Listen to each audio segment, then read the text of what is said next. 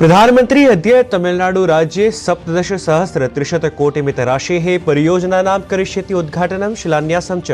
तत्र एकां जनसभामपि सम्बोधयिष्यति प्रधानमंत्री।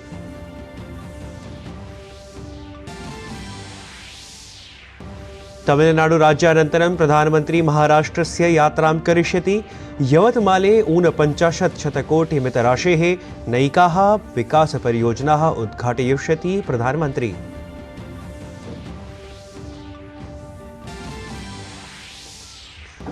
राष्ट्रपतिः अद्यारभ्य ओडिशा झारखंड राज्ययोः चतुर्दिवसीय यात्रायां नैकासां परियोजनानां स्थापयिष्यति आधारशिलां। केन्द्रीय झारखंड विश्वविद्यालयस्य तृतीये दीक्षांत समारोहे अपि सम्मिलिता भविष्यति।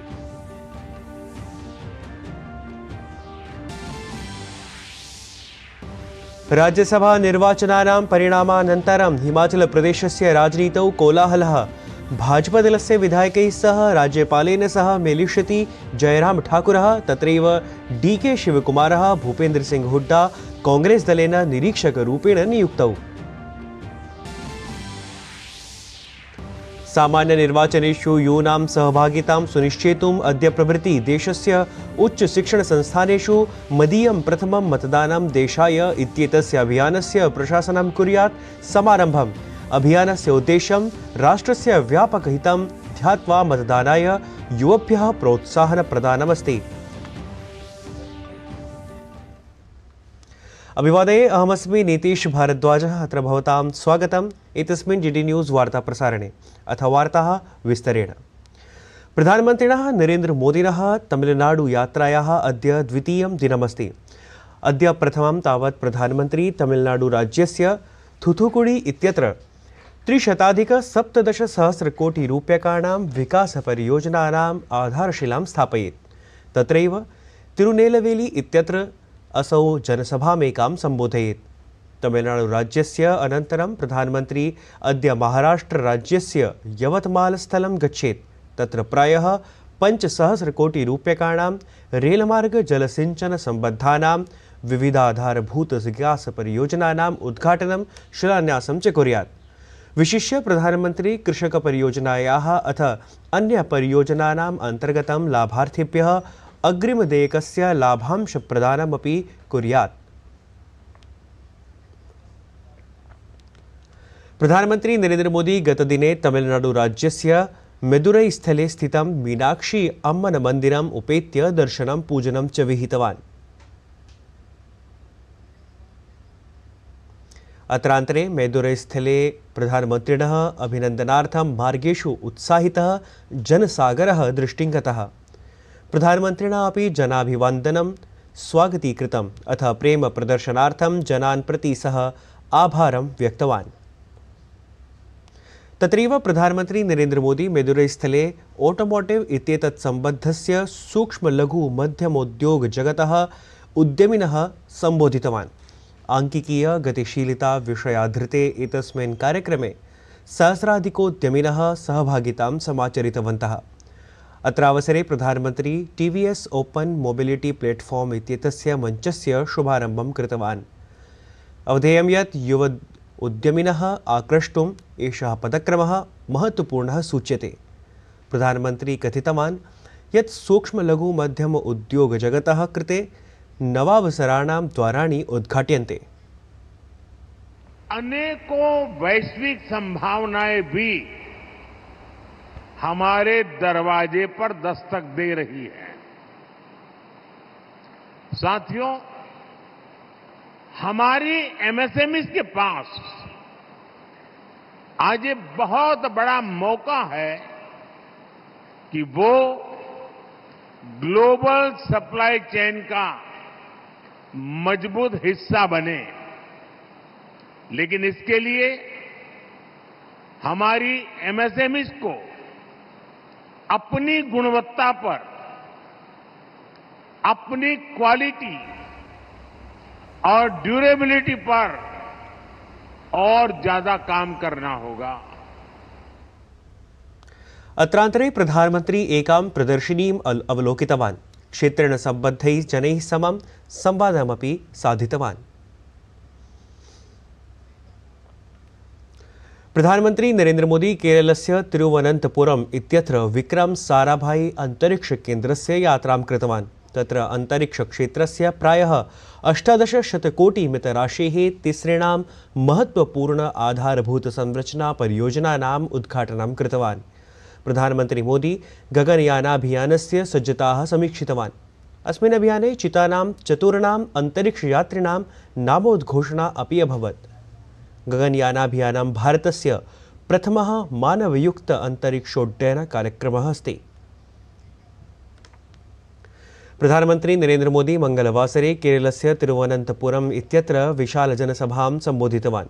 केरलराज्ये भाजपादलाय जनसमर्थनं वर्णयन् प्रधानमन्त्री स्वीये सम्बोधने उक्तवान् यत् 24-द्विसहस्रतमे वर्षे केरलराज्यं भाजपादलाय द्विगुणित आसनानि दास्यति। उनके लिए परिवार का हित देश के करोड़ों परिवारों से ऊपर रहा है। कांग्रेस का यही रंग अब कम्युनिस्टों पर भी छा चुका है।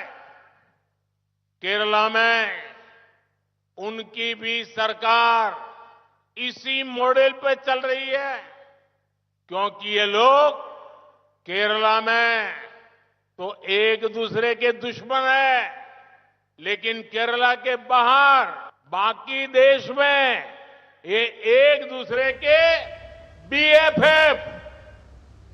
बीएफएफ यानी बेस्ट फ्रेंड फॉर एवर है।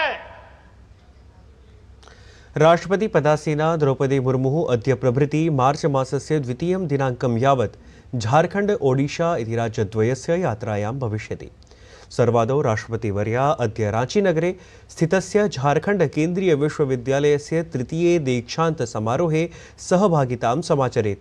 सममेव राष्ट्रपतिः ओडिशा राज्यस्य रायरङ्गपुरे केन्द्रप्रशासनस्य हॉलिडे होम इत्येतस्य आधारशिलामपि स्थापयिष्यति। अत्रावसरे राष्ट्रपतिः रायरङ्गपुरे विभिन्नानां मार्गपरियोजनानाम् अथ खेलपरिसरस्य आधारशिलां स्थापयिष्यति।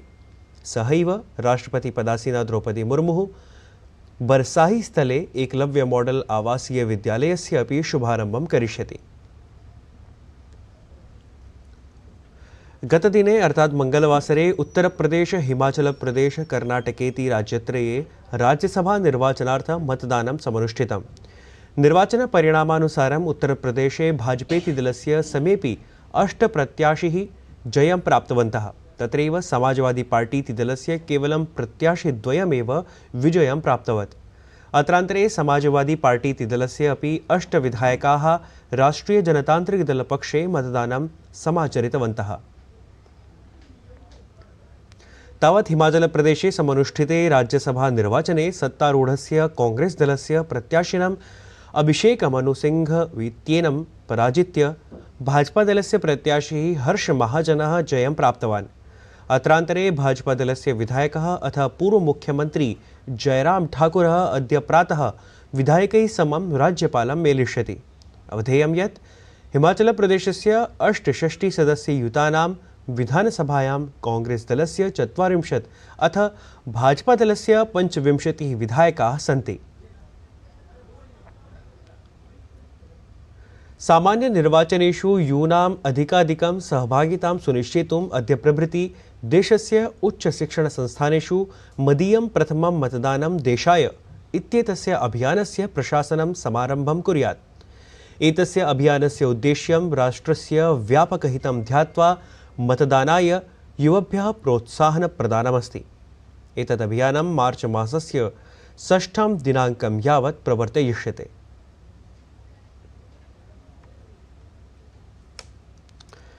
उत्तरप्रदेशस्य मुख्यमंत्री योगी आदित्यनाथः राज्यसभा निर्वाचने जितेभ्यः भाजपादलीयेभ्यः सर्वसदस्येभ्यः शुभकामनाः प्रदत्तवान्।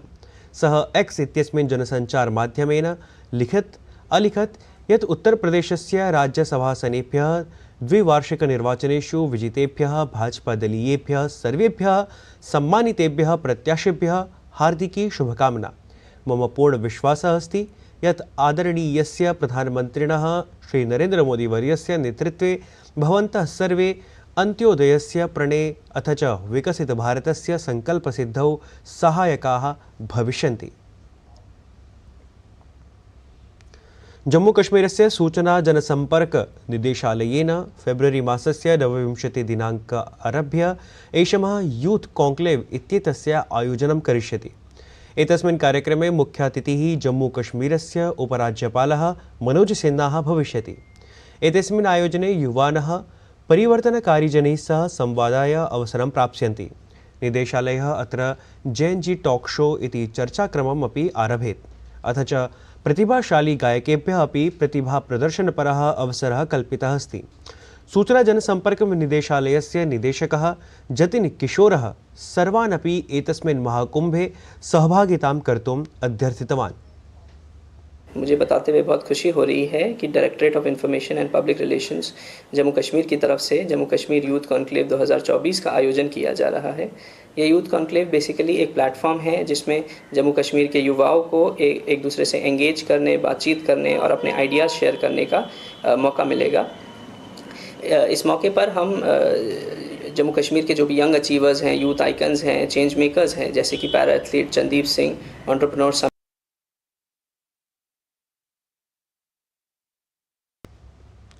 थाईलैंड देशस्य विदेशमन्त्री पर्नप्री बहिधानुकारा इत्यसौ चतुर्दिवसीयायां भारतयात्रायाम् अस्ति। एषः गतदिने दिल्ल्यां विदेशमन्त्रिणं डॉक्टर एस जयशंकरम् अमिलत्। अत्रावधौ भारत थाईलैंड देशयोः मिथः विविधविषयेषु सहमतिपत्राणि हस्ताक्षरितङ्गतानि। एतत् वार्ता संस्करणम् अधुना सम्पद्यते। अभिनववार्ताभिः सह पुनः उपस्थास्यामः। तावत् मङ्गलं भूयात्।